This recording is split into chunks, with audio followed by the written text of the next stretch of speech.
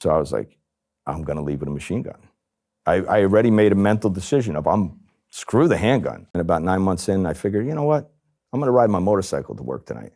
And I rode my old chopper to work, totally street illegal. And I have a leather vest, a white t-shirt, my uniform, my police uniform pants, and they just gave us 9mm. I have a 9mm gun shoved, not in a holster, just shoved into my pants like, like a biker would do. And my chief sees that, and he did not, it was not impressive to him at all. So he went up one side of me, down the other, threatened to fire me.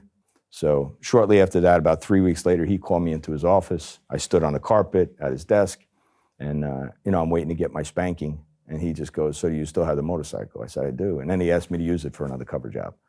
So the DEA was infiltrating a local biker group, international biker group, but they were a local chapter. And he said, look, they're doing this job and you have to buy guns and dope. Yeah, okay, I could do that. I walked in with an informant. The informant, they teed us up. I met the informant probably 10 minutes before the operation. And I was like, all right. So they want me to buy a .45 handgun and a pound of weed, a pound of marijuana. And you got to understand, back then, a pound of marijuana for the DEA was nothing. They dealt in tons. So they gave me my marching orders. I walk in, and here's this little old biker guy who was well respected in his, famous organization, and he's a legend. And now I'm in front of him. And I walk in, and it smells like, a litter box. It smells like cat urine. I now know he was cooking methamphetamine, which was not popular back then. It was just among the bikers it was.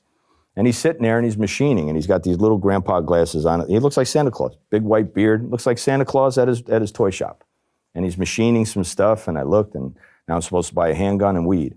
And I'm like, all right, what are you making? So the informant chats him up, and he says, I'm making some machine guns. I machine them. And he was a Vietnam veteran. And he says, yeah, I make these for the boys, meaning the outlaws. So I was like, I'm gonna leave with a machine gun. I already made a mental decision of screw the handgun, I'm buying one of those. So I quickly negotiated the sale for that. And he said, yeah, come back and you can buy the stand. It was a tripod stand. Yeah, I'll give you that later on, but I can sell you this part right now. I said, all right, I'll buy a little bit of weed. So I bought just a tiny bit of weed, enough. And I stuck that in my pocket, and I took this little machine gun and I stuck it in my saddlebags, and I feel like Superman. Superman versus King Kong. I'm the biggest thing right now. So when I came back to the set, they call it the set where where you meet the guys, and you come back to debrief, and I have all these DEA agents and my chief and my lieutenants are there. How'd you make out? How'd I make out? Forget that. Here, look at this thing. And I throw it up on a truck, and what is that?